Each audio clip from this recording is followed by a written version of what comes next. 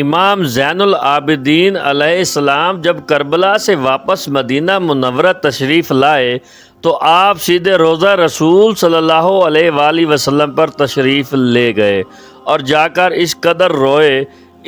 روئے کہ نبی کریم صلی اللہ علیہ وآلہ وسلم کی قبر اطہار سے امام جعفر صادق علیہ السلام نے فرمایا کہ اس دنیا میں 5 بندوں نے سب سے زیادہ آہو گریہ کیا ہے، یعنی پوری دنیا میں 5 شخصیات اپنے رونے اور آہو گریہ کرنے کی وجہ سے بے حد مشہور ہیں، جن میں امام زین العابدین علیہ السلام بھی شامل ہیں۔ امام جعفر فرماتے ہیں کہ ان رونے والوں میں سب سے پہلے حضرت آدم علیہ السلام ہیں۔ جب ان کو شجرہ معمنہ کا پھل کھانے کی وجہ سے اللہ تعالیٰ نے جنت سے نکال دیا تھا تو انہوں نے جنت کے لیے اس قدر گریہ کیا کہ اشک ان کے چہرے پر نالے کی طرح جاری ہو گئے تھے۔ حضرت یعقوب علیہ السلام نے اپنے بیٹے یوسف علیہ السلام کے لیے اس قدر گریہ کیا تھا کہ نابینا ہو گئے، یہاں تک کہ ان کو کہا گیا کہ خدا کی قسم آپ اسی طرح حضرت یوسف علیہ السلام کو یاد کر کر کے ہلاک ہو جائیں گے۔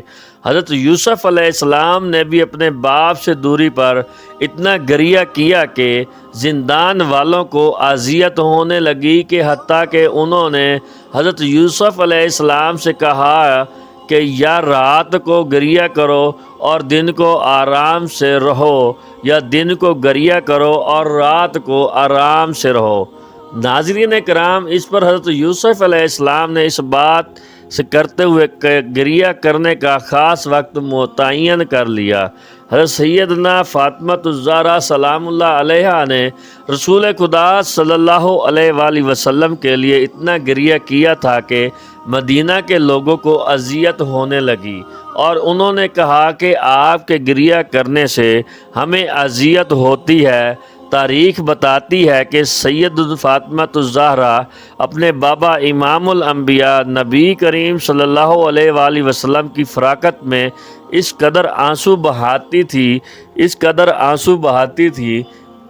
کہ انہوں نے نبی صلی اللہ علیہ وآلہ وسلم کے وصال فرما جانے کے بعد 6 ماہ کے اندر رو کر خود کو اس قدر بیمار کر لیا کہ آپ علیہ السلام وفات ہو گئیں۔ امام سجاد نے 40 سال تک اپنے والد امام حسین علیہ السلام کے لیے گریہ کیا۔ جب بھی ان کے سامنے کھانا رکھا جاتا تو وہ گریہ کرنا شروع کر دیتے۔ ان کے خادم نے کہا کہ امام، مجھے ڈر ہے کہ آپ اس قدر گریہ کرنے سے دنیا سے ہی نہ چلے جائیں۔ امام نے فوراً جواب دیا، میں اپنے غم گزاں کے لیے خداوند سے شکایت کروں گا۔ میں بعض باتوں کو جانتا ہوں کہ تم نہیں جانتے، اس لیے میں جب بھی حضرت سیدنا سلام اللہ علیہ کی اولاد کی قتل گاہ کو یاد کرتا ہوں تو خود بخود میری آنکھوں سے اشک جاری ہو جاتے ہیں۔ اسیران کربلا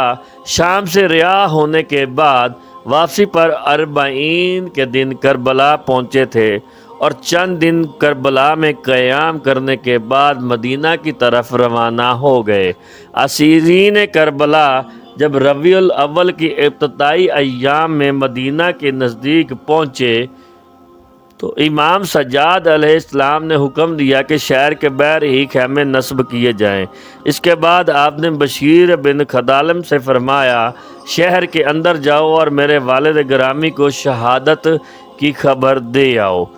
بشیر مسجد کے نبوی کے پاس پہنچے، روتے ہوئے اس شعر کو پڑھا، اے مدینہ کے رہنے والو، اب مدینہ رہنے کے قابل نہیں ہے۔ امام شہداء حسین شہید کر دیے گئے ہیں اور میرے آنسو جاری ہیں۔ ان کی شہادت کربلا میں خاک و خون میں غلطان ہے اور ان کا سر نیزوں پر گرایا گیا ہے۔ بشیر بن حزالم حضرت امام علیہ السلام کے حکم سے مدینہ میں آئے ہیں تاکہ لوگوں کو کربلا کے دلسوز واقعہ اور اسیران اہل بیت علیہ السلام کی واپسی سے مطلع کریں۔ بشیر مدینہ کی منادی سنا رہے تھے کہ اہل مدینہ، اہل بیت طاہرین لٹکا ہوا قافلہ مدینہ آ گیا۔ مورخین نے لکھا، واقعہ کربلا کے بعد بشیر بن حزالم نے مدینہ میں ابن البینین سے ملاقات کی تاکہ ان کے بیٹوں کی شہادت کی خبر انہیں سنائے۔ وہ امام سجاد کی طرف سے بھیجے گئے تھے۔ حضرت امام البنین نے بشیر کو دیکھنے کے فرمایا، اے بشیر بن حزالم، امام حسین علیہ السلام کے بارے میں کیا خبر لائے ہو؟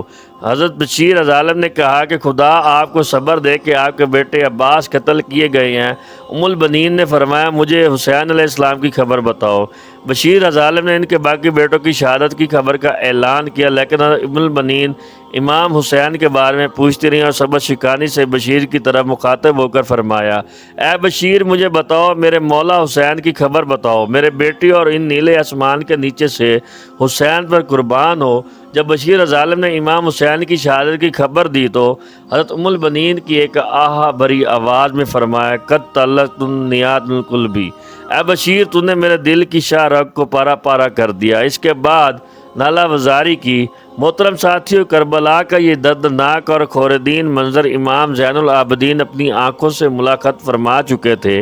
آپ نے کربلا میں ایک ایک شہادت کو اور ایک ایک ظلم کو بغور دیکھا تھا۔ آپ کی شہادت میں یہ واقعہ اس طرح سے پیوست ہوا کہ آپ اوقات میں آپ ایک لمحے کے لیے بھی اس کو بلا نہ سکے۔ یزیدی بدبختوں نے تمام مقتلین کے سروں پر نیزوں بلند کی اور فاتحانہ انداز میں دمشق یزید لعین کے دربار میں ان کو پیش کرنے کے لیے کربلا سے دمشق کا سفر شروع کیا۔ ان بدبختوں نے نبی صلی اللہ علیہ وآلہ وسلم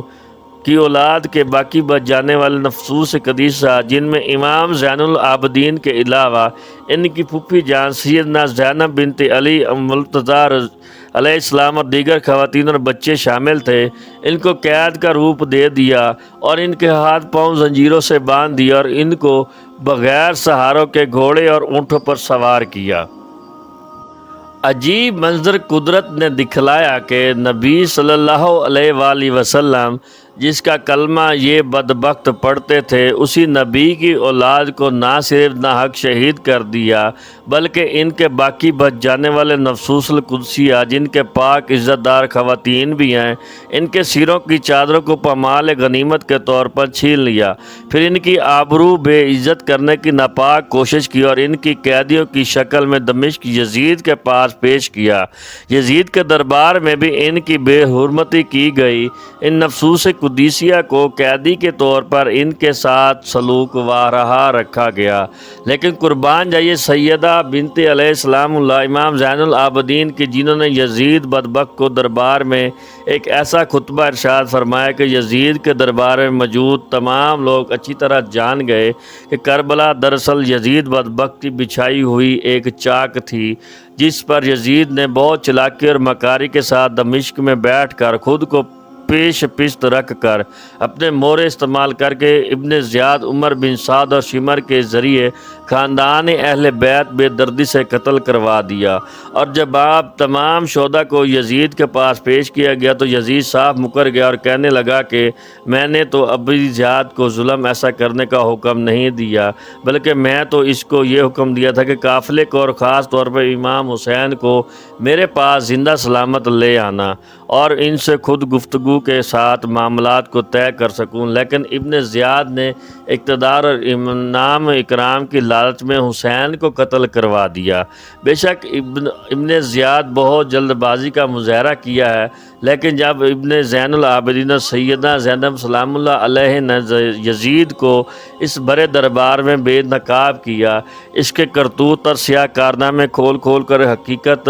لوگوں پر بیان کی، تو یزید کے دربار میں آہو بکا اور سسکیاں بلند ہونے لگیں۔ وہ لوگ جنہوں نے یزید کو یہ بتایا ہوا تھا کہ وہ لوگ ہیں جنہوں نے میرے خلاف بغاوت کی تھی، وہ ان کے قتل کرا دے گیا، لیکن جب ان لوگوں کی اصلیت معلوم ہوئی اور ان کو پتہ چل رہا تھا کہ یہ نبی آخر الزمان صلی اللہ علیہ وآلہ وسلم کی اولاد ہیں، تو لوگ یزید کو لعنت و ملامت کرنے لگے۔ یزید بدبخت کے چہرے پر ہوائیاں اڑنے لگیں اور اس بدبخت نے اسی میں عافیت سمجھی اور جلد از جلد اس قافلے کو مدینہ منورہ پہنچا دیا تاکہ لوگ مزیران اس کی ہمدردیوں میں میرے خلاف علم بغاوت بلند نہ کریں۔ چنانچہ اس بدبخت نے امام سجاد زین العابدین اور سیدنا بنت مرتضیٰ علیہ السلام کی قیادت میں اس قافلے کو دمشق سے مدینہ منورہ روانہ کرنے کے انتظامات شروع کر دیے، اور پھر وہ 2 دن کے آن پہنچا جب اس قافلے کو مدینہ منورہ کی جانب روانہ کر دیا۔ محترم ساتھیوں، اس قافلے کا مدینہ منورہ کی جانب سے سفر شروع ہی ہوا چاہتا تھا کہ راستے میں منزلین جہاں سے یہ قافلہ اپنے اپنے امام حسین علیہ السلام کی قیادت میں گزر کر کربلا تک پہنچا تھا، جیسے جیسے وہ منزلیں سامنے آتی گئیں، امام حسین علیہ السلام اور قافلے کے شہید ہونے والے نفوس قدسیہ کی یادیں تازہ ہوتی گئیں، اور اس قافلے پر رغبت اور تگریہ طاری ہوتا رہا۔ خدا خدا کر کے یہ سفر تمام ہوا، اور مدینہ منورہ کی دہلیز پر اس قافلے کے نفوس قدسیہ جیسے ہی اپنے قدم رکھے تو امام زین العابدین سلام اللہ علیہ اپنے نانا امام الانبیاء نبی محترمہ صلی اللہ علیہ وآلہ وسلم کے قبر اطہار پر جا پہنچے۔ وہ آنسو اور صبر جس پر بند باندھا ہوا تھا، وہ لب جب ظالم بیان ہونے کے لیے کسی ہمدرد کا کندھا ڈھونڈتے رہے، وہ آنکھیں جو رونے کے لیے بےتاب تھیں، دل پر جو بوجھ تھا، روضہ رسول صلی اللہ علیہ وآلہ وسلم میں داخل ہوتے ہی امام زین العابدین کا ضبط جواب دے گیا، ہمت ٹوٹ گئی اور وہ بند ٹوٹ گیا اور زور قطار آنکھوں سے آنسو بہنے لگے۔ امام الانبیاء نبی صلی اللہ علیہ وآلہ وسلم کی قبر اطہار کے ساتھ لپٹ کر امام زین العابدین نے یہ گریہ کیا کہ وہ آنسو بہائے کہ تاریخ میں امام زین العابدین کو ان 5 ہستیوں میں لا کھڑا کیا جو اپنے روزہ اور آہ گریہ کرنے کی وجہ سے پوری دنیا میں مشہور تھے، جس میں آدم علیہ السلام جو کہ اللہ تعالیٰ کے حضور جنت سے نکالے جانے کے بعد اپنے گریہ کیا، پھر یعقوب علیہ السلام اپنے بیٹے کی جدائی اور اس قدر روئے کہ آنکھوں میں بینائی ہی چلی گئی۔ اللہ تبارک و تعالیٰ نے ان کی دعا کو قبول کیا اور ان کو یوسف کے ساتھ ملوا دیا، اور تیسری مقدس ہستی سیدنا یوسف علیہ السلام تھے جو اپنے باپ یعقوب علیہ السلام کی جدائی میں بھی بہت روئے تھے، اور چوتھی ہستی سیدنا فاطمۃ الزہرا رضی اللہ تعالیٰ علیہ عنہ نے جو اپنے بابا امام الانبیاء نبی صلی اللہ علیہ وآلہ وسلم کی وفات کے بعد اس قدر روئیں کہ ان کی وفات کے بعد 6 ماہ کے اندر ان کا بھی اسی صدمے سے انتقال ہو گیا۔ اور تاریخ بتاتی ہے کہ امام زین العابدین بھی اپنے نانا امام الانبیاء نبی صلی اللہ علیہ وآلہ وسلم کی قبر اقدس پر لپٹ کر کربلا کے ایک ایک منظر کو، اپنی شہادت کو، ایک ایک ظلم کو یاد کر کے اس قدر روئے اور عرض کرنے لگے کہ یا رسول اللہ صلی اللہ علیہ وآلہ وسلم، آپ کے نواسہ جگر گوشہ بطول میرے بابا امام حسین علیہ السلام کو شہید کر دیا گیا۔ ان کے معصوم بچوں کو، ننھے علی اصغر کو، ننھی سکینہ کو بھوکے پیاسے تنگ کیا گیا اور ان کو ستایا گیا اور ان کو بھی بلاکر شہید کر دیا گیا۔ میرے بھائی علی اکبر کو اور چچا عباس علمدار کے بازو قلم کر کے ان کو بے رحمی کے ساتھ شہید کر دیا گیا۔ یا رسول اللہ صلی اللہ علیہ وآلہ وسلم، آپ کے خاندان کی پاک عزت دار اور خواتین کو رسوا کیا گیا، ان کے سروں کی چادریں، رماح اور مال غنیمت کے طور پر لوٹ لیا گیا۔ یا رسول اللہ صلی اللہ علیہ وسلم، ہمارے خیموں کو جلایا گیا۔ امام زین العابدین کا صبر جواب دے چکا تھا۔ آپ اس قدر پھوٹ پھوٹ کر روئے کہ تمام اہل مدینہ آپ کو دیکھ کر آہو گریہ کر رہے تھے۔ آپ اس قدر روئے کہ روزہ رسول صلی اللہ علیہ وآلہ وسلم سے